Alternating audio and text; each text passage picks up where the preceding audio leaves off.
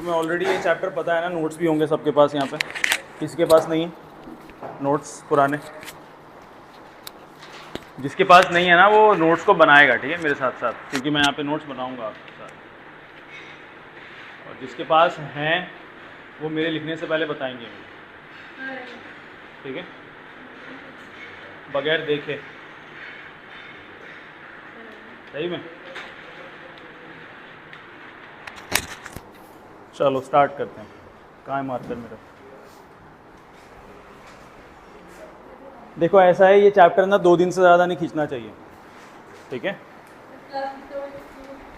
अभी ये जब जहाँ तक मैंने नोट्स बनाए हैं वहाँ तक अगर मैं अभी ख़त्म हो जाता है, मेरे ख्याल से 70 मिनट से ज़्यादा नहीं लगने चाहिए, 60-70 मिनट, 1 घंटा ही लगना चाहिए मैक्सिमम। अगर 70 मिनट 75 मिनट हो जाते हैं, मुझे लगेगा कि हाँ खिंच रहा है, तो बीच में एक 10 मिनट का ब्रेक भी कर देंगे, ठीक है। कोई दिक्कत है? चलो, चैप्टर सबको पता है, केमिकल रिएक्शन एंड इक्वेशंस।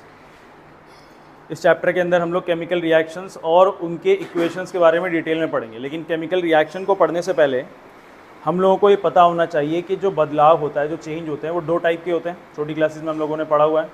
एक होता है केमिकल चेंज और दूसरा होता है फिजिकल चेंज, है ना। तो इसके अंदर हम लोग जो है केमिकल चेंज के बारे में डिटेल में पढ़ेंगे। अच्छा, केमिकल चेंज और फिजिकल चेंज में अगर कोई डिफरेंस पूछे आपसे तो क्या बेसिक डिफरेंस है?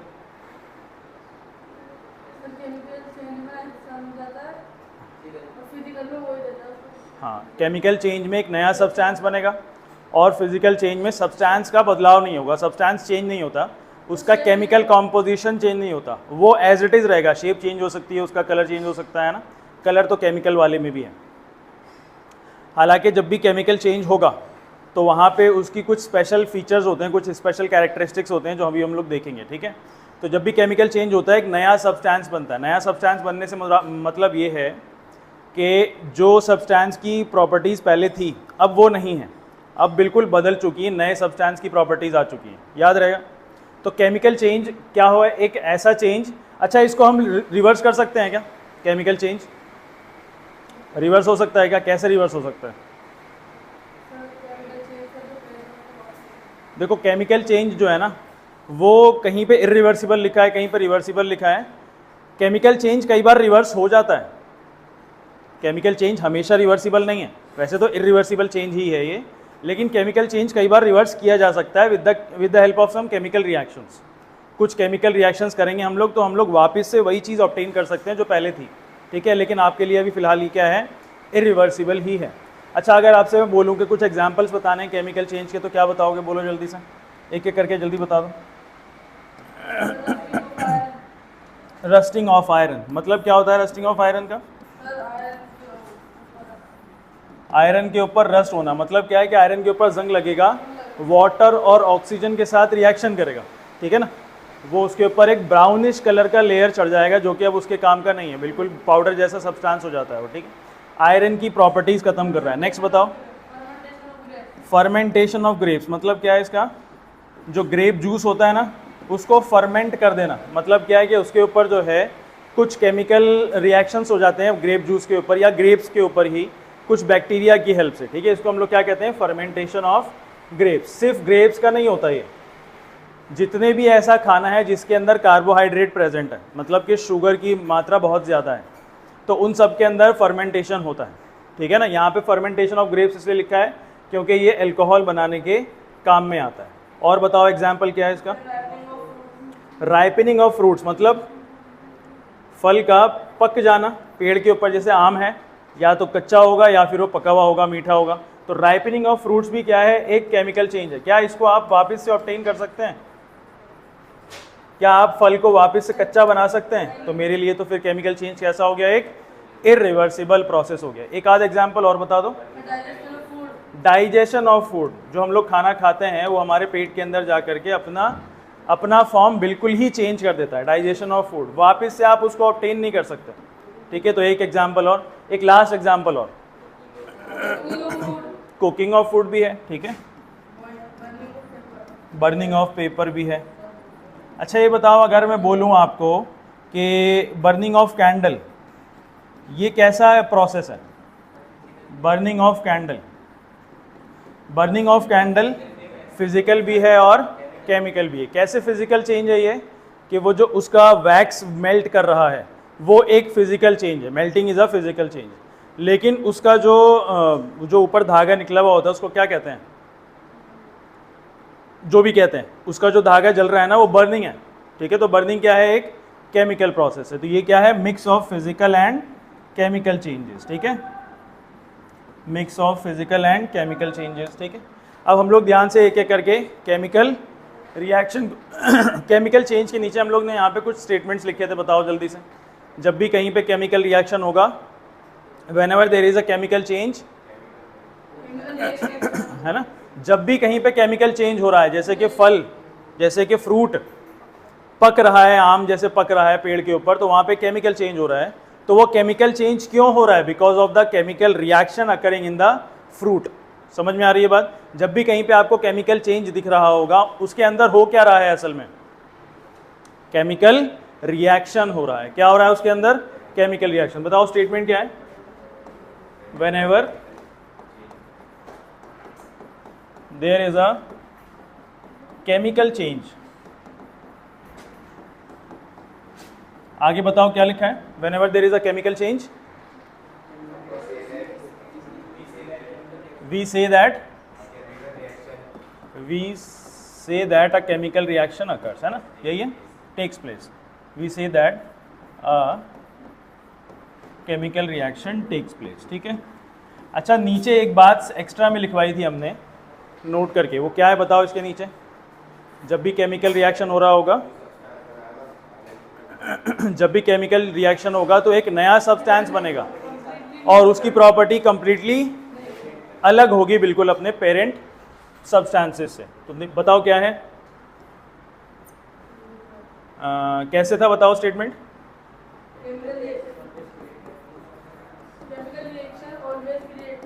हाँ, chemical reaction always creates a new substance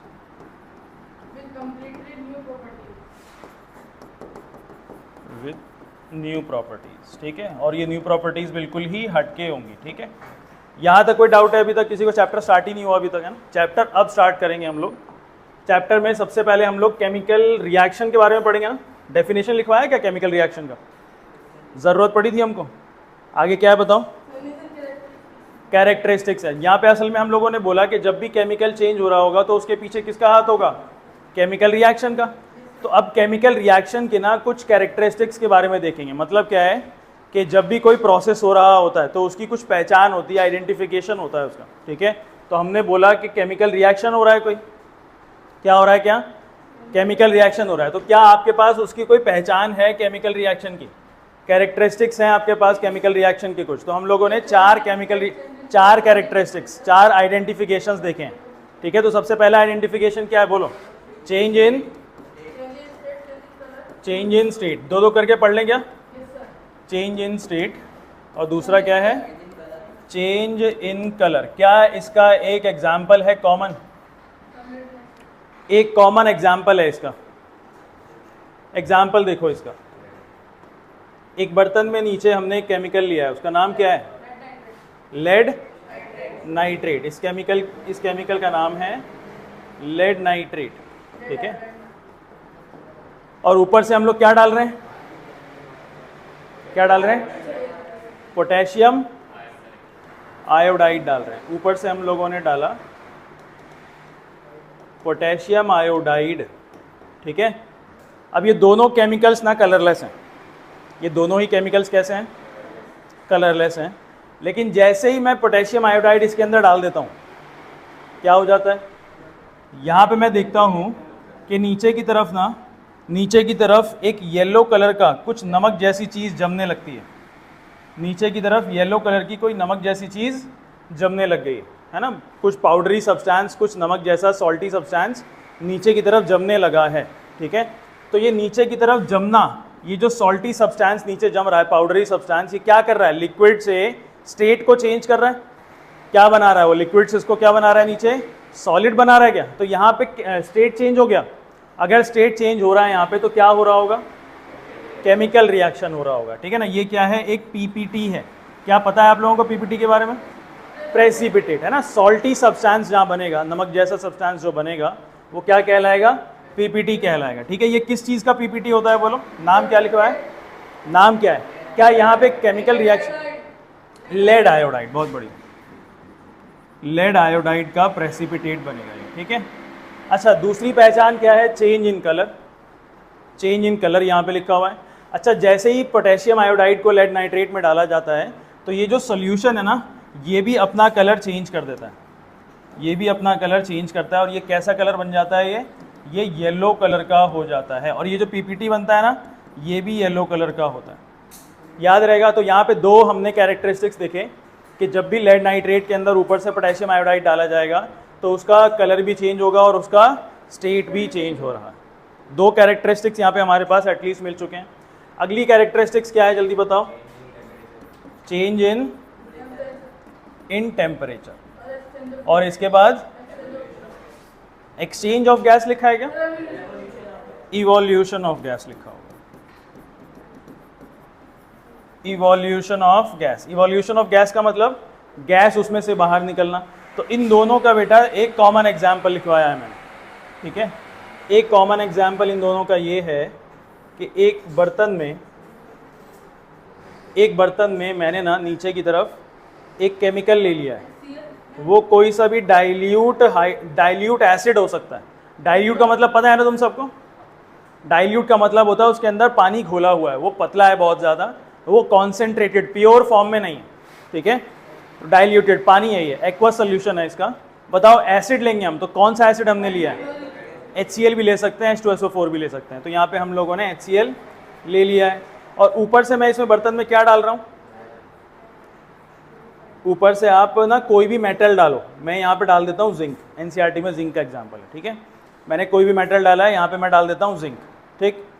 अब जैसे ही मैं यहाँ पे एसिड के अंदर जिंक को डाल देता हूँ तो यहाँ पे क्या होगा, ये जो बर्तन है ना, ये गर्म होना स्टार्ट हो जाएगा।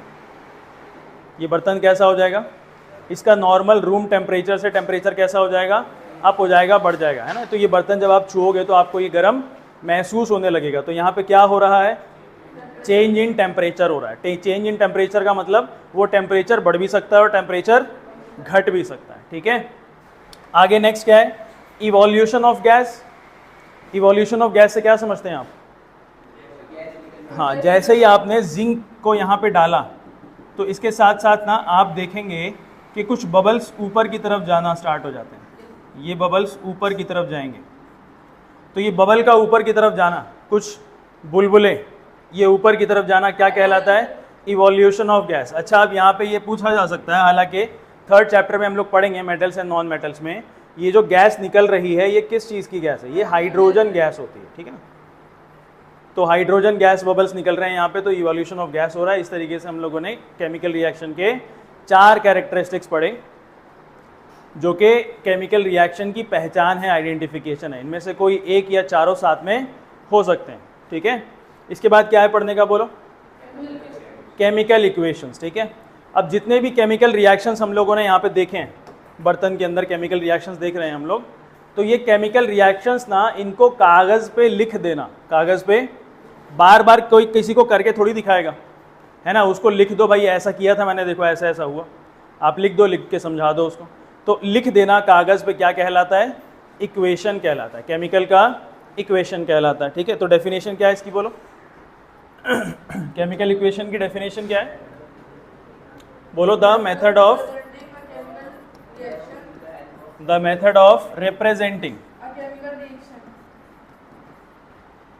representing a chemical reaction with the help of some symbols and formulas भी हो सकता है, फॉर्मूले भी हो सकता है। Of the chemical substances, of the substances लिखा होगा, बिल्कुल, of the substances involved in it. It क्या है यहाँ पे, it, involved in it. It क्या चीज़ है यहाँ पे, it chemical reaction, chemical equation, ठीक है ना, या रिएक्शन या इक्वेशन। इन्वॉल्व्ड इन इट का मतलब क्या है, इन्वॉल्व्ड इन केमिकल रिएक्शन। केमिकल रिएक्शन के अंदर जो भी सब्सटेंसेज इन्वॉल्व हैं उनको उनका तरीका रिप्रेजेंट करने का, केमिकल रिएक्शन को रिप्रेजेंट करने का with the help of some symbols and formulas. यहाँ पे हम लोग ना 3 तरीके के केमिकल रिएक्शंस को इक्वेशन में बनाना सीखेंगे। तो पहला क्या, अच्छा एग्जाम्पल लिखवाया था क्या कोई? जिंक विद एसिड लिखवाया था।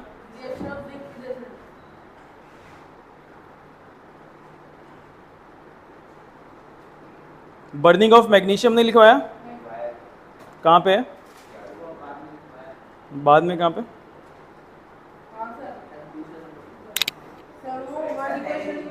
अच्छा ठीक है। 2 एग्जाम्पल्स लिखवाए ना, तो ये पहला एग्जाम्पल है, फिर इसके बाद वाला है, ठीक है। पहला रिएक्शन कौन सा है? Reaction of zinc with acid. दो एग्जाम्पल्स पढ़ेंगे हम लोग। पहला एग्जाम्पल है मेरा reaction of zinc with acid, ठीक है। इसके पहले हम लोगों ने रिएक्शन अभी कर के देखा भी है, जो मैंने एक बर्तन के अंदर नीचे एसिड लिया था, ऊपर से जिंक डाला तो रिएक्शन हो रहा था। तो इसके 3 फॉर्म्स लिखे हैं क्या हमने? पहला फॉर्म कौन सा है बोलो? पहला फॉर्म है सेंटेंस फॉर्म। किस चीज़ का फॉर्म है ये? केमिकल इक्वेशन का फॉर्म है ये, सेंटेंस फॉर्म। तो बताओ सेंटेंस फॉर्म में इस रिएक्शन को कैसे लिखेंगे? सेंटेंस फॉर्म में इस रिएक्शन को कैसे लिखेंगे? बोलिए बोलिए, कैसे लिखवाया है वहां पे? Zinc metal is mix with dilute hydrochloric acid, है ना। हालांकि यहाँ पे मैंने फॉर्मूला यूज कर लिया, पूरा नाम लिखना है, हाइड्रोक्लोरिक एसिड। अब ये जब रिएक्शन कर रहा है, जब ये मिक्स कर रहे हैं हम लोग, तो क्या प्रोड्यूस हो रहा है? टू प्रोड्यूस जिंक क्लोराइड, और उसके साथ साथ हाइड्रोजन गैस भी निकल रहा है, ठीक है। ये मेरा सेंटेंस फॉर्म है बेटा। लिखने में बहुत ज़्यादा, है ना। किसी और भाषा में लिखा जाए इंग्लिश के अलावा तो ना समझ में आए, हर भाषा में अलग अलग सेंटेंस फॉर्म बनाना पड़ेगा, तो बहुत ज़्यादा इसके अंदर झंझट है। तो हम लोगों ने क्या करा कि सेंटेंस फॉर्म से हटा करके ना हमने छोटा और फॉर्म बनाया। उसको क्या बोलते हैं हम लोग, बताओ? वर्ड इक्वेशन कहते हैं क्या? दूसरा हमने फॉर्म बनाया है, उसको कहते हैं हम लोग वर्ड इक्वेशन, ठीक है। वर्ड इक्वेशन में क्या करेंगे? पूरे सेंटेंसेस नहीं लिखेंगे, हाँ नाम लिखेंगे इसके। तो एग्जाम्पल में जिंक को हमने ऐड करा है किसके अंदर? हाइड्रोक्लोरिक एसिड के अंदर, हाइड्रोक्लोरिक एसिड के अंदर। और इसने क्या प्रोड्यूस कर दिया? एरो का मतलब प्रोडक्शन है, जिंक क्लोराइड प्रोड्यूस करा, प्लस हाइड्रोजन गैस इसने प्रोड्यूस कर दिया, ठीक है। ये भी मेरा वर्ड इक्वेशन है। लेकिन वर्ड इक्वेशन में भी ना मेरे पास बात तो कम हो गई, काम कम हो गया मेरा, लेकिन इससे भी छोटा किया जा सकता है। तो वो कौन सा फॉर्म होता है मेरे इक्वेशन का? स्केलेटल फॉर्म, ठीक है। Skeletal form. स्केलेटल फॉर्म का मतलब क्या है? असल में जो हमने डेफिनेशन लिखा है ना केमिकल इक्वेशन का, कि वहाँ पे फॉर्मूला और सिंबल यूज किया जाएगा, तो यहाँ पे फॉर्मूला ऑफ और सिंबल यूज किया जाएगा। बताओ जिंक का फॉर्मूला यूज होगा कि सिंबल? सिंबल यूज होगा, है ना। तो जिंक का सिंबल क्या है बोलो? Zn। प्लस में हाइड्रोक्लोरिक एसिड का सिंबल है क्या फॉर्मूला है? इसके सिंबल्स का फॉर्मूला है ना। हाइड्रोक्लोरिक एसिड का फॉर्मूला बोलो क्या है? HCl। ये एरो का मतलब क्या है? प्रोडक्शन, है ना। ये जो है बनेगा बाद में जाकर के, तो क्या बना? ZnCl2। 9th क्लास के अंदर हम लोगों ने बहुत फॉर्मूले बनाए, तो आपको अगर नाम समझ में आता है, दिखता है कोई, तो आप फॉर्मूला बना सकते हैं। नहीं आएगा तो एक आध क्लास ले लेंगे, ठीक है ना, फिर से। प्लस में हाइड्रोजन गैस। हाइड्रोजन गैस हमेशा H2 के फॉर्म में होता है, याद रहेगा। अब ये हमारे पास आ गया है स्केलेटल फॉर्म, मेरे पास काम भी कम हो गया, मुझे बात अच्छे से समझ में भी आ रही है। पता है केमिकल इक्वेशंस में हम लोग बहुत ज़्यादा इन्फॉर्मेशन को ऐड भी कर सकते हैं, अभी आगे देखेंगे। अच्छा ये बताओ, एरो के लेफ्ट हैंड साइड वाला क्या कहलाता है? एरो से लेफ्ट हैंड साइड में क्या कहलाता है? रिएक्टेंट। और एरो से राइट हैंड साइड में प्रोडक्ट्स कहलाते हैं, ठीक है ना। रिएक्टेंट किनको कहते हैं? जो कि केमिकल रिएक्शन में इन्वॉल्व हैं। रिएक्टेंट्स किनको कहते हैं? जो केमिकल रिएक्शन में इन्वॉल्व हैं। केमिकल रिएक्शन होने से पहले रिएक्टेंट होता है। अब जब केमिकल रिएक्शन हो गया तो रिएक्टेंट्स खत्म, अब क्या बन जाएगा? प्रोडक्ट्स। प्रोडक्ट्स क्या होते हैं? जो केमिकल रिएक्शन होने के बाद बन रहा है, याद रहेगा, ये हमारे प्रोडक्ट्स होते हैं, ठीक है। एक और एग्जांपल ले लेते हैं इसका, एक और एग्जांपल बोलो क्या है, कौन सा था बेटा? हाँ, burning of magnesium ribbon, burning of magnesium ribbon, ये बहुत फेमस एग्जांपल है, पेपर में भी आ जाता है इसके बारे में। 2-3 बातें हमको याद रखनी है ना, नोट करके लिखवाया होगा। तो बर्निंग ऑफ मैग्नीशियम रिबन का अगर मैं सेंटेंस फॉर्म लिखना चाहूँ तो बहुत लंबा हो जाएगा, है ना। बर्निंग ऑफ मैग्नीशियम रिबन का वर्ड इक्वेशन भी लिख सकते हैं हम लोग, लेकिन डायरेक्टली यहाँ पे क्या लिख दूंगा अब मैं? स्केलेटल लिख दो, क्योंकि अब तुम्हें बात समझ में आ गई अब्दुल्ला। तो स्केलेटल इक्वेशन बताओ बर्निंग ऑफ मैग्नीशियम का क्या होगा? बर्निंग से क्या समझते हैं आप? जलाना, in the presence of, burning का मतलब ही यही होता है reaction with the oxygen, reaction in the presence of oxygen, ठीक है ना। तो यहाँ पे हम लोग मैग्नीशियम को, हाँ, मैग्नीशियम का सिंबल लिखेंगे, Mg होता है, प्लस में ऑक्सीजन के साथ रिएक्शन कराएंगे। बर्निंग का मतलब ही ऑक्सीजन होता है, ऑक्सीजन से रिएक्शन होता है, O2 के फॉर्म में होता है ऑक्सीजन हवा में, ठीक है। क्या बनेगा ये? रिएक्शन होने के बाद MgO बन जाएगा। ये हमारे पास क्या है नाम इसका? मैग्नीशियम ऑक्साइड, मैग्नीशियम ऑक्साइड, ठीक है ना। ये मेरे पास रिएक्टेंट्स हैं, ये मेरे पास प्रोडक्ट्स हैं मैग्नीशियम ऑक्साइड वाला। अब ये बर्निंग ऑफ मैग्नीशियम है ना, बहुत ज़्यादा एक तरीके से कॉमन है, फेमस है, इसके बेस पे ना क्वेश्चंस बनते हैं। तो हमने बताओ कुछ नोट करके इसमें लिखा था, कौन बताएगा? बिल्कुल सही, जब ये जल रहा होता है, ये मैग्नीशियम जब जल रहा होता है, सारे मेटल्स बेटा कंबस्टिबल नहीं है, कुछ मेटल्स हैं जो कंबस्टिबल होते हैं, जिसमें से एक मैग्नीशियम भी है, ठीक है। जब इसको जल रहा होता है ये, तो ये कैसा फ्लेम प्रोड्यूस करता है? डैजलिंग वाइट लाइट प्रोड्यूस करता है, ठीक है ना। मतलब बहुत ज़्यादा चमकदार सफ़ेद रंग की लाइट निकलती है इसमें से। और बोलो, और क्या नोट लिखवाया था? बिल्कुल सही, ये जो मैग्नीशियम ऑक्साइड प्रोड्यूस होता है जलने के बाद, ये किस फॉर्म में होता है? जलने के बाद क्या बन जाता है? वाइट पाउडर बन जाता है। तो मैग्नीशियम ऑक्साइड किस फॉर्म में बनता है? वाइट पाउडर बन जाता है। क्या बन जाता है ये? White powder. एक लास्ट बात और क्या लिखवाई थी, बोलो। क्यों क्यों क्लीन किया जा रहा है? बिल्कुल सही। देखो, मैग्नीशियम एक रिएक्टिव मेटल है। मैग्नीशियम क्या है ना, अगर मैंने यहाँ पे ला के रख दिया इसको हमारे सामने आसपास में, तो ये हवा में प्रेजेंट ऑक्सीजन से रिएक्ट कर लेता है और अपने ऊपर क्या बना लेगा? एक मैग्नीशियम ऑक्साइड की लेयर बना लेता है, ठीक है। तो मैग्नीशियम ऑक्साइड की लेयर अगर उस रिबन के ऊपर है, उस मैग्नीशियम मेटल के ऊपर है, और मैं उसको वैसे ही जलाने की कोशिश करूँगा तो जल तो सकता है, लेकिन बहुत मुश्किल करेगा, सही से जलेगा नहीं, डैजलिंग वाइट फ्लेम भी नहीं निकलेगी, ठीक है। तो उसको जलाने से पहले क्या करना होता है हमको? सैंड पेपर से साफ करना होता है रगड़ के, ठीक है। तो इसको cleaned with sand paper before burning. पूछेगा क्यों? तो आगे बिकॉज करके लिख देंगे, बिकॉज हाँ, magnesium is a reactive metal as it reacts with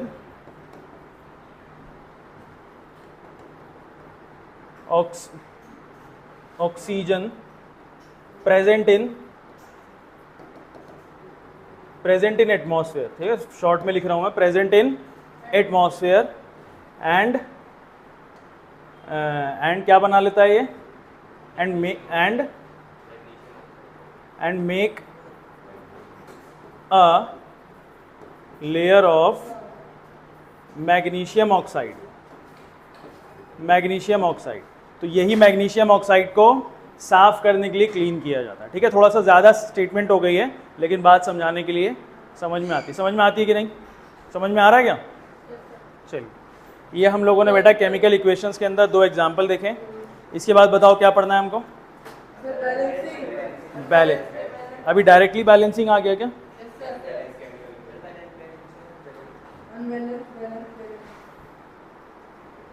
चलिए, नेक्स्ट हम लोगों के पास है balanced and unbalanced chemical equations, ठीक है। Balanced and unbalanced chemical equation. हाँ हाँ ले लो, हटा दूँ। चलिए, अब ये केमिकल इक्वेशंस बेटा हमारे पास ना दो टाइप के हो सकते हैं। पहला टाइप कौन सा है, पहले अनबैलेंस्ड देख लें, कौन सा था पहले, बैलेंस था क्या, पहले अनबैलेंस्ड था, ठीक है। Unbalanced chemical equation. अब अनबैलेंस्ड केमिकल इक्वेशन होता क्या है, कोई बताएगा? अनबैलेंस्ड केमिकल इक्वेशन होता क्या है? जिसमें लेफ्ट और राइट साइड में किसी एक पर्टिकुलर एलिमेंट के एटम्स बराबर ना हो। फिर से बोल देता हूं मैं, एक ऐसी इक्वेशन जिसमें लेफ्ट और राइट में किसी एक पर्टिकुलर एलिमेंट के एटम्स बराबर ना हो, उसको हम लोग क्या कहेंगे, अनबैलेंस्ड केमिकल इक्वेशन कहेंगे। डेफिनेशन क्या लिखी है बोलो, a reaction in which number of atoms of each element are not equal in, यही लिखवा है, ऐसे लिखवा है, number of atoms of each element are not equal or same on both sides। both sides का मतलब यहाँ पे लेफ्ट और राइट साइड है। लेफ्ट साइड को क्या बोलते हैं हम लोग, रिएक्टेंट साइड, और राइट साइड को क्या बोलते हैं, प्रोडक्ट साइड, ठीक है ना। इसका कोई एग्जाम्पल बताओ। वैसे तो पहले मुझको बैलेंस पढ़ाना चाहिए था। इसका क्या एग्जाम्पल लिखवा है, है ना। एक एग्जाम्पल वाटर वाला है, कैसे बनता है, हाइड्रोजन और ऑक्सीजन जब मिक्स होता है तो क्या बनता है, H2O बनता है। इसमें अगर आप ध्यान देंगे तो हाइड्रोजन के लेफ्ट हैंड साइड में दो एटम्स हैं, राइट हैंड साइड में हाइड्रोजन के दो एटम्स हैं। लेफ्ट हैंड साइड में ऑक्सीजन के दो एटम्स हैं और राइट हैंड साइड में ऑक्सीजन का एक ही एटम है। यहाँ पे आपको सिर्फ एक ही दिख रहा है, जो कि एक हम लोग लिखते नहीं, ठीक है। तो ये कैसी इक्वेशन है हमारे पास, अनबैलेंस्ड केमिकल इक्वेशन। कैसी इक्वेशन है, अनबैलेंस्ड केमिकल इक्वेशन होगी, ठीक है। अच्छा, नेक्स्ट टाइप कौन सा है हमारे पास, बैलेंस्ड केमिकल इक्वेशन। इसमें क्या होता है, बिल्कुल ऑपोजिट। इसमें अगर बोथ साइड में इक्वल नहीं है तो यहाँ पे क्या होगा, इक्वल होगा। इसका एक एग्जांपल बता दो। यहाँ पे हम लोगों ने क्या ले लिया था, H2SO4, ठीक है। एसिड है ये, एसिड से रिएक्शन कर रहे हैं हम लोग, तो है HCl भी ले सकते हैं, लेकिन फिर वो बैलेंस नहीं दिखेगा आपको। तो बताओ यहाँ पे क्या बनेगा, ZnSO4 प्लस में H2 गैस, ठीक है। क्या ये बैलेंस दिख रहा है, लेफ्ट और राइट में जिंक, हाइड्रोजन, सल्फर और ऑक्सीजन सब के सब बैलेंस हमको दिख रहे हैं। यहाँ पे मुझको ये कैसा दिखता है, बैलेंस्ड केमिकल इक्वेशन दिखता है, ठीक है। आपको हमेशा बैलेंस्ड केमिकल इक्वेशन नहीं दिखेगा, आपको बार बार बैलेंसिंग करनी पड़ेगी, है ना। ज़रूरी नहीं है कि दिखे ही, कई बार दिख भी सकता है जैसे ये दिख रहा है, लेकिन अक्सर आपको कैसा मिलेगा केमिकल इक्वेशन, अनबैलेंस मिलेगा। तो हमको बैलेंसिंग करना सीखना पड़ेगा इसके लिए, ठीक है। तो केमिकल इक्वेशंस की बैलेंसिंग देखेंगे हम लोग, ठीक है। तो टॉपिक है हमारा बैलेंसिंग केमिकल इक्वेशंस, ठीक है। अच्छा, ये सीखने से पहले हम लोगों ने दो मेथड सीखे हैं केमिकल इक्वेशन को बैलेंस करने के। ये दोनों मेथड सीखने से पहले सवाल आ सकता है कि भाई केमिकल इक्वेशन को अनबैलेंस ही छोड़ दो ना, बैलेंस कर क्यों रहे हो आप, क्यों करना है बैलेंस आपको। 9th क्लास में हम लोगों ने दो लॉज पढ़े थे, उसमें से एक लॉ था law of conservation of mass, ठीक है। वो लॉ ये कहता है कि रिएक्शन होने से पहले और रिएक्शन होने के बाद में किसी भी केमिकल का मास चेंज नहीं होता कलेक्टिवली। लेकिन जब हम लोग यहाँ पे देखते हैं अनबैलेंस्ड केमिकल इक्वेशन में, तो हमको मास चेंज होता हुआ दिख रहा है। यहाँ पे ऑक्सीजन अगर 2 गुना है तो यहाँ पे हाफ हो गया। ऐसा क्या हो गया कि भाई ऑक्सीजन क्या हवा में थोड़ी रुक गया, ठीक है। रिएक्शन होते टाइम कहीं पे भी हो भी सकता है कि उसका स्टेट चेंज हो जाए, लेकिन रिएक्शन होते टाइम आपको वो पूरा दिखना चाहिए, ठीक है, चाहे उसका स्टेट कुछ भी हो। इसीलिए हम लोग कोई भी रिएक्शन को, कोई भी इक्वेशन को अनबैलेंस नहीं छोड़ते, हमको उसको बैलेंस करना पड़ता है, ठीक है। तो क्यों किया जाता है ये बैलेंस बताओ, टू सेटिस्फाई द बैलेंसिंग क्यों की जाती है, to satisfy the law of conservation of mass. To satisfy the law of conservation of mass. ठीक है, चलिए क्या हम लोगों ने इसके दो मेथड्स पढ़े हैं? मेथड नंबर 1 कौन सा है बताना? सिंपल मेथड है क्या इसका नाम? Hit and trial method. और दूसरा क्या है? अलजेब्रिक मेथड, है ना? ABCD या फिर अलजेब्रिक मेथड पढ़ा है हम लोगों ने, है ना? तो हिट एंड ट्रायल मेथड के कुछ स्टेप्स लिखवाए थे क्या हमने? ज़्यादा इंपॉर्टेंट है क्या? उसमें है क्या, एक एक करके बता दो ज़रा। पहला स्टेप,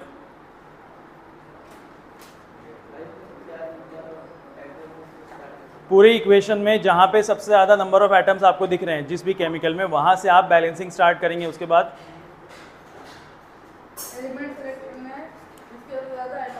ऐसा एलिमेंट सेलेक्ट करना है उस केमिकल के अंदर जिसके अंदर सबसे ज़्यादा एटम्स हों। उसके बाद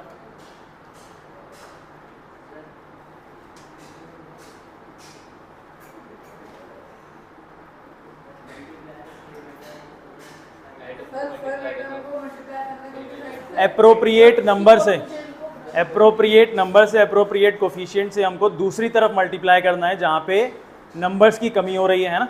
ये कुछ जो है स्टेप्स हैं, ज़्यादा इंपॉर्टेंट नहीं है, लिखने के लिए आएंगे नहीं, लेकिन आपको मेथड पता होना चाहिए कि कैसे करना है। बताओ, एक एग्जांपल से हम लोग इसको करते हैं। वो तो बोलो कौन सा एग्जांपल दिया है पहला?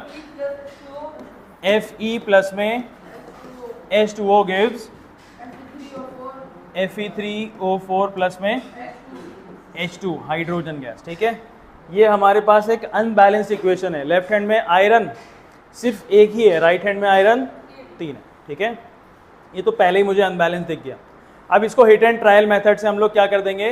बैलेंस कर देंगे। कुछ ज़्यादा दिमाग लगाने की ज़रूरत इसके अंदर नहीं है। बताओ कैसे कैसे स्टार्ट करना है? किस तरफ लगाऊं? लेफ्ट हैंड में आयरन यहाँ पे 3 है। अच्छा, कहाँ से स्टार्ट करना है? सबसे पहले जिसमें सबसे ज़्यादा नंबर ऑफ एटम्स हैं। ठीक है, तो ये मुझे दिख रहा है 7 एटम्स वाला केमिकल कंपाउंड। उसके अंदर भी किस में से स्टार्ट करना है हमको? जिसके अंदर सबसे ज़्यादा एटम्स हो। यहाँ पे ऑक्सीजन मुझे दिख रहे हैं 4 एटम्स वाले, दिख रहा है क्या सबको? तो आप ऑक्सीजन से भी कर सकते हैं और आयरन से भी कर सकते हैं। यहाँ पे ऐसा कोई हार्ड एंड फास्ट रूल नहीं।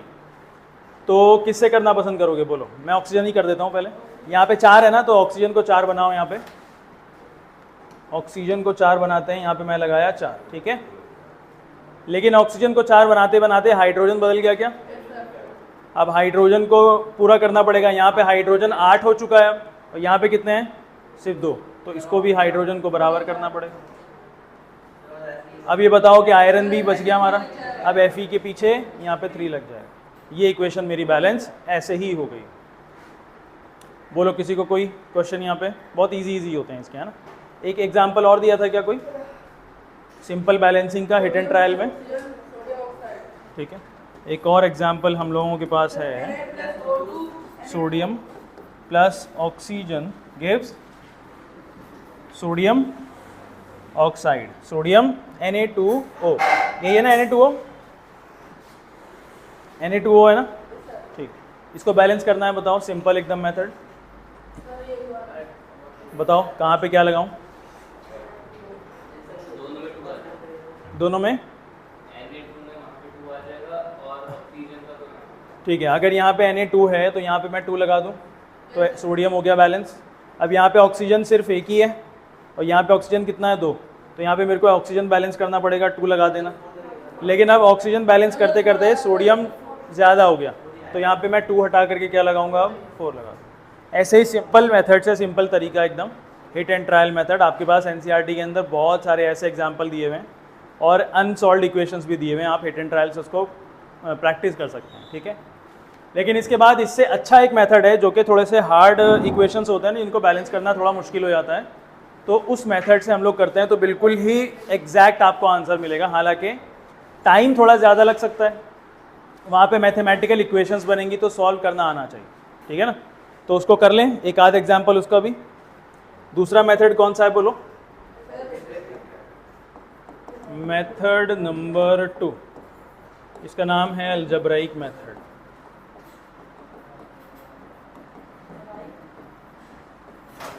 ठीक है, अलजेब्राइक मेथड। बताओ एक एग्जाम्पल से करते हैं इसको हम लोग। एक एग्जाम्पल बोलो कोई। Al2O3 प्लस में HCl gives AlCl3 plus water. ठीक है, अब हमारे पास इस इक्वेशन में टोटल कितने केमिकल कंपाउंड्स हैं? 1 2 3 4। ठीक है, तो हम इसके हिसाब से ना कुछ अलजेब्रिक मेथड बनाने के लिए कुछ कोफिशिएंट्स को एज्यूम करेंगे। असल में जब हम लोग बैलेंस कर रहे होते हैं तो कोफिशिएंट ही तो लगा रहे होते हैं, कोफिशिएंट ही तो है। यहाँ पे 3 कोफिशिएंट, 4 कोफिशिएंट, यहाँ पे 2 कोफिशिएंट। तो यहाँ पे हम लोग क्या कर लेंगे, कोफिशिएंट्स को एज्यूम कर लेंगे अलजेब्रिक मेथड के लिए, है ना। कुछ हम लोग ABCD या XYZ WXYZ ले लेंगे। तो यहाँ पे मैं ले लेता हूँ बेटा एक छोटा सा कोफिशिएंट A, यहाँ पे ले लेता हूँ B, यहाँ पे ले लेते हैं हम लोग C और यहाँ पे D ले लेंगे। ठीक है, यहाँ पे मैंने ले लिया है D। ठीक, चलिए अब हम लोग ना इक्वेशन बनाना सीखते हैं। ध्यान से देखो जिसको नहीं आता। अच्छा ये बताओ कि इस केमिकल इक्वेशन में कितने कितने एलिमेंट्स हैं हमारे पास? एक तो एल्यूमिनियम है। कौन कौन से टाइप के एलिमेंट्स हैं? एक एल्यूमिनियम है, एक ऑक्सीजन है, एक हाइड्रोजन है, एक क्लोरीन है। सही बोल रहा हूँ कि गलत बोल रहा हूँ? है ना, एल्यूमिनियम यहाँ भी है, यहाँ भी है, ऑक्सीजन यहाँ पे, हाइड्रोजन यहाँ पे भी है, यहाँ पे भी, और क्लोरीन यहाँ पे। ठीक है ना, तो हमारे पास 4 ऐसे जो एलिमेंट्स हैं इनके लिए हम लोग इक्वेशंस बनाएंगे। ठीक है, पहला हम लोग इक्वेशन बनाएंगे एल्यूमिनियम के लिए, दूसरा बना लेंगे ऑक्सीजन के लिए, तीसरा हाइड्रोजन के लिए, और चौथा क्लोरीन के लिए इक्वेशन बना लेंगे। ठीक है, अब एल्यूमिनियम की इक्वेशन बनेगी, कैसी बनेगी ज़रा देखते हैं। लेफ्ट हैंड में एल्यूमिनियम टोटल है कितने? 2, लेकिन ये 2 मल्टीप्लाई होगा किससे? A से। तो यहाँ पे एल्यूमिनियम के लिए लिखेंगे आप 2A। क्या लिखेंगे? 2A। ठीक है, लिखा आपने 2A। अब लेफ्ट हैंड में और कहीं एल्यूमिनियम है? नहीं। अब कहाँ है राइट हैंड में एल्यूमिनियम? राइट हैंड में एल्यूमिनियम कितना है? 1 है। 1 किससे मल्टीप्लाई होगा? C से। तो आप यहाँ पे एरो की जगह पे लगाएंगे इक्वल टू और सिर्फ यहाँ लगा देंगे C। ये आपका एल्यूमिनियम का इक्वेशन बन गया। समझ में? नेक्स्ट बताओ कौन सा एलिमेंट है? ऑक्सीजन। अब्दुल्ला समझ में आ रहा है? ऑक्सीजन। ऑक्सीजन बताओ लेफ्ट हैंड में हमारे पास यहाँ पे कितने हैं? 3 है, तो 3A हो जाएगा, 3A। अब यहाँ पे तो कहीं नहीं है ऑक्सीजन, एरो की जगह पे लगाओ इक्वल टू। यहाँ पे बताओ ऑक्सीजन किधर है, कितना है? 1 है, 1D मतलब सिर्फ D, इक्वल टू में आप यहाँ लगा देंगे D। अब बताओ हाइड्रोजन का, सॉरी हाँ हाइड्रोजन का B हो जाएगा, इक्वल टू वहाँ पे कितना है? 2D। और क्लोरीन का बताओ, क्लोरीन का यहाँ पे है B और उधर 3C। बहुत बढ़िया, B इक्वल टू 3C। कहीं पे कोई गलती हो रही हो तो मेरे को बता देना। ठीक है अब्दुल्ला, पहले कर रखे हैं मेथड्स ये? कहाँ से आया रजिस्टर में तुम्हारे पास? ये तो इसका रजिस्टर है। चलो तुम लिख क्यों नहीं रहे? बाद में लिखोगे, नोट्स चेक करूँगा मैं। ठीक है, चलिए ये 4 हमारे पास इक्वेशंस बने। अब हम लोग सबसे पहला काम क्या करेंगे बताओ? किसी एक कोफिशिएंट को, चारों में से किसी एक कोफिशिएंट को हम लोग क्या ले लेंगे? 1 ले लेंगे। लेट कोई एक कोफिशिएंट कौन सा लोगे बोलो? लेट A इक्वल टू 1, ये हमारा एजम्पशन है। ठीक है, अब अगर A मैंने 1 ले लिया तो ये इक्वेशन 1 है, ये इक्वेशन 2 है, ये इक्वेशन 3 है और ये इक्वेशन 4। अब A को 1 ले लेते हैं तो इक्वेशन 1 में A को पुट करते हैं। Put A equal to 1 in equation 1। Equation 1 में A की वैल्यू 1 पुट करी तो क्या आएगा बताओ? 2 मल्टीप्लाई 1 इक्वल टू C। तो C की वैल्यू कितनी हो गई? 2। मेरे पास A की वैल्यू 1, C की वैल्यू 2 आ चुकी है। आगे देखेंगे, अब मेरे पास A और C आ चुका है तो यहाँ पे इक्वेशन 2 में A पुट करेंगे हम लोग। फिर से लिखो put A equal to 1 in equation 2। अब इक्वेशन 2 में पुट करो आप, तो बताओ कितना आएगा? 3 मल्टीप्लाई 1 इक्वल टू D। तो D की वैल्यू 3 हो गया। ठीक है, A आ गया, C आ गया, D आ गया। अब आगे क्या बचा हमारे पास? बिल्कुल सही। नेक्स्ट है हमारे पास पुट D इक्वल टू 3। कहाँ पुट करोगे? In equation 3। तो कितना आ जाएगा ये? B equal to 2 multiply 3। तो B की वैल्यू कितनी हो चुकी है? 6। क्या हमारे पास ABCD की वैल्यू आ चुकी? अब यही ए बी सी डी की वैल्यू हम वापस इक्वेशन में पुट करेंगे, आंसर मेरा आ जाएगा। मैं यही लिख दूँ क्या? देखिए ए की जगह पे क्या लिखेंगे हम लोग 1, तो 1 को लिखने का कोई मतलब नहीं है। Al2O3 प्लस में हाई BHCl, बी कितना है? बी 6 है तो 6HCl arrow CAlCl3 2AlCl3 plus में DH2O, डी कितना है? 3, तो 3H2।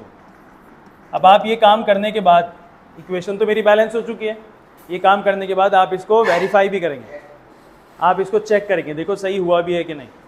ये इक्वेशन आप चेक करिए, ये मैंने ऊपर लिख दिया है आंसर, आप ऊपर नहीं लिखेंगे, आप नीचे लिखेंगे, है ना, जहाँ पे आपका ये इक्वेशन खत्म हुई है उसके नीचे। चेक कर लो एक बार, वेरिफिकेशन सही हुआ भी है कि नहीं।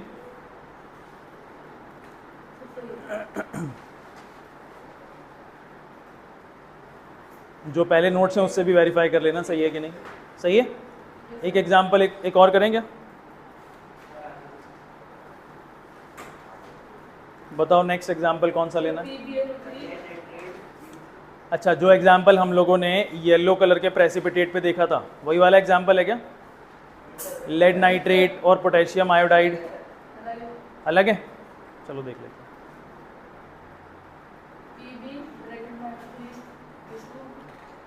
ऐसा कर लेना है ना, 2-4 लाइनें तो हैं। एक और एग्जाम्पल देखो, बोलो क्या है एग्जाम्पल? पीबी लेड नाइट्रेट, यही है ना, होल्ड वाइज। किससे रिएक्शन करा रहे हैं? ऐसा थोड़ी हो सकता है, लेड नाइट्रेट को लेड ऑक्साइड से। अच्छा, ये थर्मल डिकम्पोजिशन रिएक्शन है ना। बताओ, ये होगा लेड ऑक्साइड प्लस में नाइट्रोजन ऑक्साइड, डाइऑक्साइड और नाइट्रोजन, और क्या है बेटा बोलो? बस ये दोनों चीज़ें हैं क्या? प्लस में ऑक्सीजन, 3 चीज़ें हैं। ठीक है, इसको बैलेंस कर लोगे अपने आप? एक बार कर देता हूँ मैं। चलिए कोफिशिएंट्स ले लेते हैं। यहाँ पे ले लिया मैंने A, यहाँ पे मैं ले लेता हूँ B, यहाँ पे C और यहाँ पे D। ठीक है। अरे भाई यहाँ पे तो D येलो में ही आ रहा है।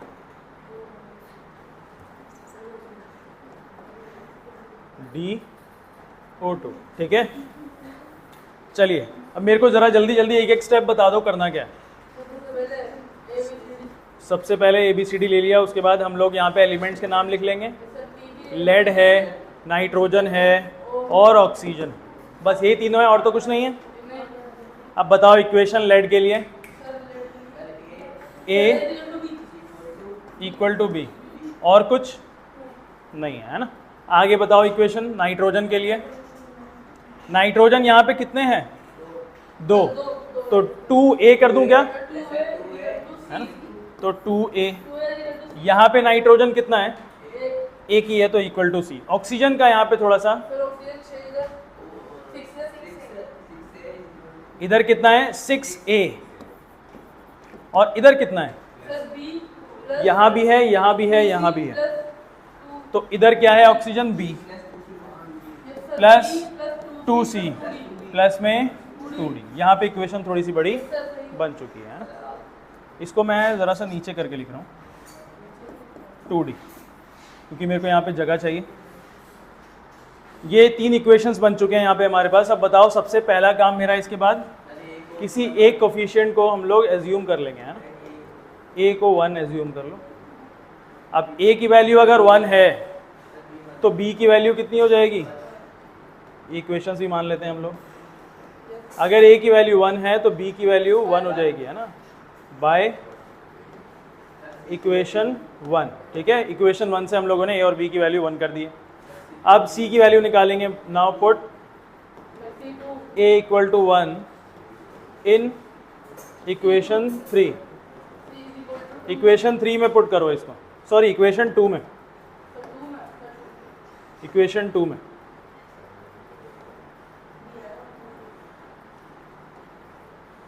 तो इक्वेशन 2 में पुट करा तो 2 × 1 = C, तो C की वैल्यू कितनी हो गई है? 2। ठीक है। आगे सी क्या है, ए बी सी आ चुका है, डी निकालना है। डी के लिए आपको तो इक्वेशन 3 ही चाहिए, तो पुट यहाँ पे ए भी चाहिए हमको, बी भी चाहिए और सी भी चाहिए। तो ए की वैल्यू 1 पुट करेंगे, बी की वैल्यू 1 पुट करेंगे और सी की वैल्यू 2 पुट करेंगे इन इक्वेशन 3। सारी पुट करनी पड़ेगी, देखते हैं। तो 6 मल्टीप्लाई 1 इक्वल टू बी कितना है 1, प्लस में 2 मल्टीप्लाई 2 प्लस में 2d। यहाँ से d की वैल्यू कितनी आएगी, यहाँ से d की वैल्यू कर लेते हैं 6 इक्वल टू 1 प्लस में 4 प्लस में 2d। तो 6 इक्वल टू 5 प्लस में 2d, यानी कि 1 इक्वल टू 2d। इसका मतलब d इक्वल टू 1/2। d की वैल्यू कितना है मेरे पास, सबका सही है, d इक्वल टू। अब ये सारी वैल्यूज़ हम लोग इक्वेशंस के अंदर पुट करेंगे। इक्वेशन में वैल्यूज़ को पुट करते हैं।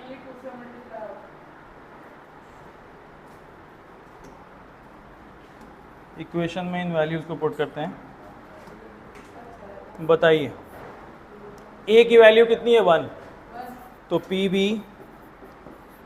NO3 whole twice gives, b की वैल्यू भी 1 है तो PbO, प्लस c की वैल्यू 2 है तो 2NO2 प्लस d की वैल्यू 1/2 तो हाफ ऑक्सीजन। अब हम लोग अब इक्वेशन में हम लोग कोई भी कोफिशिएंट फ्रैक्शन में नहीं छोड़ सकते, है ना। हम लोगों को फ्रैक्शन खत्म करना होता है। फ्रैक्शन खत्म करने का तरीका, पूरी इक्वेशन को उस फ्रैक्शन के डिनोमिनेटर से मल्टीप्लाई कर दो। ये फ्रैक्शन है 1/2, उसका डिनोमिनेटर 2 है, तो पूरी इक्वेशन को किससे मल्टीप्लाई कर देंगे, 2 से। अगर जैसे ही आप पूरी इक्वेशन को 2 से मल्टीप्लाई करोगे तो बताओ उधर क्या आ जाएगा। पूरी इक्वेशन का मतलब पूरी इक्वेशन, LHS RHS सब, तो उधर कितना आ जाएगा बताओ, 2Pb NO3 whole twice gives 2PbO plus 4NO2 plus oxygen. यहाँ पे तो अब कुछ नहीं बचेगा। ये मेरे पास एक फाइनल बैलेंस इक्वेशन है, एक बार आप चेक भी कर सकते हैं, ठीक है। ये मेरे पास एल्जेब्राइक मेथड है किसी भी इक्वेशन को बैलेंस करने का। अच्छा, ये जो इक्वेशंस हम लोग बैलेंस कर रहे हैं ना, ये जो इक्वेशंस मैं बैलेंस कर रहा हूँ, इनको आप और ज़्यादा इंफॉर्मेशन भी प्रोवाइड कर सकते हैं। इनको आप और ज़्यादा इंफॉर्मेशन भी प्रोवाइड कर सकते हैं। ये इक्वेशन जब आप लिखेंगे तो इससे ज़्यादा इंफॉर्मेशन इक्वेशन के अंदर कैसे प्रोवाइड करेंगे आप, यही है ना अगला टॉपिक। अगला टॉपिक क्या है बताओ, यही है, बताओ टॉपिक का क्या नाम है, मेकिंग इक्वेशंस। बिल्कुल, मेकिंग इक्वेशंस मोर इंफॉर्मेटिव। मेकिंग इक्वेशंस मोर इंफॉर्मेटिव, और ज़्यादा इंफॉर्मेशन वाली इक्वेशन बनाते हैं हम लोग। जैसे कि यहाँ पे मैंने कुछ बातें लिखवाई हुई हैं, क्या क्या इंफॉर्मेशन हम लोग ऐड कर सकते हैं।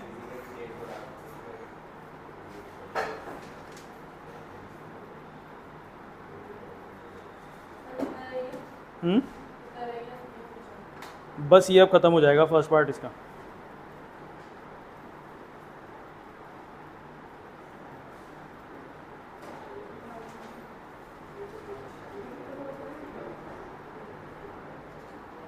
चलिए, इक्वेशंस को मोर इन्फॉर्मेटिव, और ज़्यादा इन्फॉर्मेटिव बनाने के लिए पहली चीज़ हम लोग क्या ऐड कर सकते हैं किसी इक्वेशन में, इंडिकेट, बोलो, फिजिकल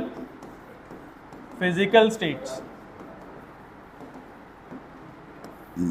ये फिजिकल स्टेट से आपका क्या मतलब है, देखो जो भी केमिकल कंपाउंड्स या हम लोग सिंबल्स या फिर एलिमेंट्स यूज़ कर रहे हैं केमिकल इक्वेशन को लिखने के लिए, उसके आगे उसका फिजिकल स्टेट लिखेंगे कि वो सॉलिड है, लिक्विड है, गैस है, एक्वस है ना।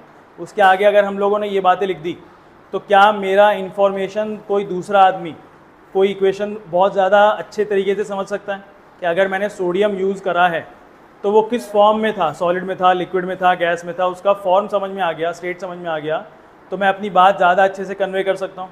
तो हम लोग क्या करेंगे, किसी भी केमिकल कंपाउंड के सामने उसके जो फिजिकल स्टेट्स हैं वो हम लोग मेंशन कर देंगे। अगर सॉलिड है तो उसके लिए क्या मेंशन करना है बताओ, स्मॉल s ब्रैकेट के अंदर, ठीक है। अगर हम लोगों ने रिएक्टेंट में कोई सॉलिड लिया है तो ये लेंगे, और अगर प्रोडक्ट में नीचे नमक जैसी कोई चीज़ बन रही है तो उसके लिए हम लोग ब्रैकेट में क्या लगाएंगे, पीपीटी यानी कि प्रेसिपिटेट। आगे अगर लिक्विड है तो बोलो, लिक्विड के लिए हम लोग स्मॉल में एल लिख देंगे, ठीक है। अगर बिल्कुल ही लिक्विड है तो एल ले लिया। और अगर कोई केमिकल कंपाउंड पानी के अंदर मिक्स किया गया है तो उसके लिए क्या लगता है, एक्वस लगता है। स्पेलिंग क्या है एक्वस की, तो उसके लिए क्या लगेगा, AQ। एसिड बेसिस सॉल्ट्स की क्लास चल रही है, शाम को कोई एब्सेंट नहीं होगा। फर्स्ट क्लास बच्चों ने एब्सेंट करी थी, अब कोई नहीं एब्सेंट होगा, ठीक है। वहाँ पे हमने एक्वस पढ़ लिया है होता क्या है। आगे बताइए क्या है लास्ट, कौन सा है, गैसियस। गैस के लिए क्या रिप्रेजेंट करना होता है, स्मॉल जी ब्रैकेट के अंदर। अगर हम लोगों ने गैस लिख दिया तो कोई दिक्कत नहीं है, लेकिन इसकी जगह पे जी लिख दी, इसकी जगह पे आप ऊपर की तरफ एक एरो भी बना सकते हैं, ठीक है। ऊपर की तरफ एरो बनाने का मतलब क्या है कि गैस रिलीज हो रही है। और प्रेसिपिटेट की जगह पे सिर्फ प्रेसिपिटेट के लिए आप और क्या लिख सकते हैं, नीचे की तरफ एरो बना सकते हैं। मतलब क्या है कि नीचे की तरफ कोई सॉलिड सब्सटेंस जम रहा है, इकट्ठा हो रहा है। ये हमने क्या कर दिया, बहुत सारे फिजिकल स्टेट्स को मेंशन करा इंफॉर्मेशन ज़्यादा से ज़्यादा कन्वे करने के लिए। और क्या हो सकता है इंडिकेशन, इंडिकेट द है, indicate the conditions.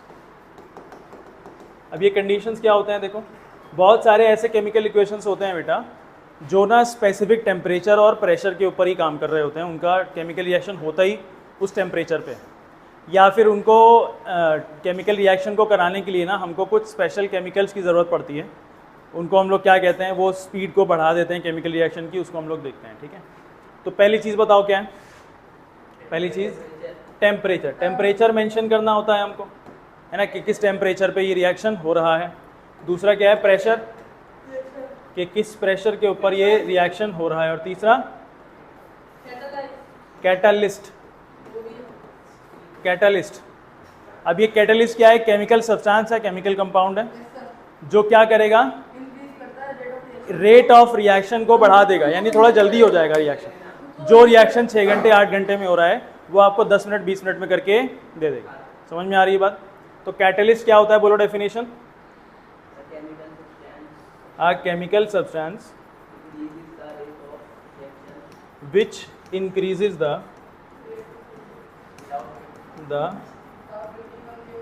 rate of reaction, और ये खुद कंज्यूम भी नहीं होगा, without getting consumed itself। बोलो कोई डाउट है किसी को। स्पेशल टाइप के केमिकल कैटलिस्ट होते हैं, ये केमिकल सब्सटेंसेस होते हैं। कुछ एग्जांपल लिखवाए थे क्या, बताओ पहला एग्जांपल क्या है।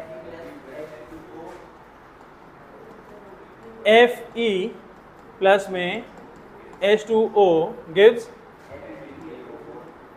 F। ये तो अभी हमने थोड़ी देर पहले करा भी है, नहीं, ये रिएक्शन अभी हमने बैलेंस भी करी थी।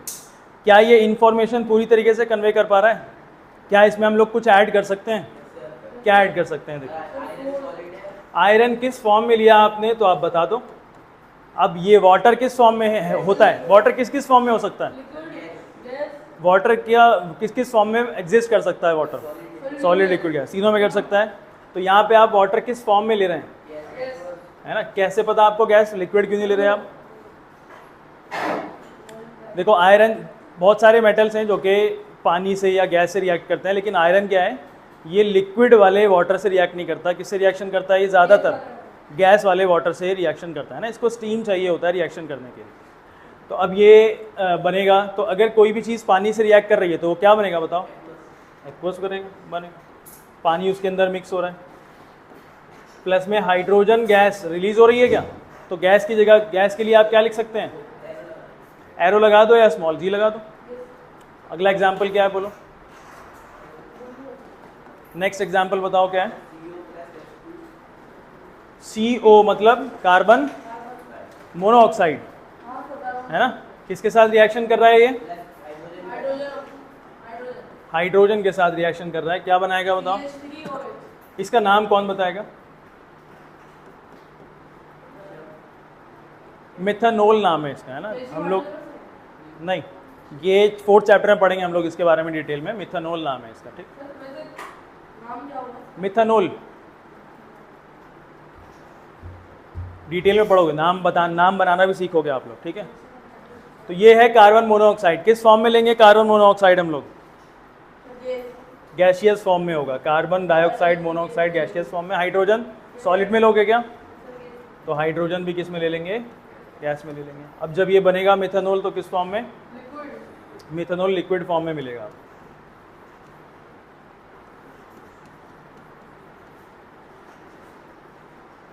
ये आवाज़ क्या आ रही है?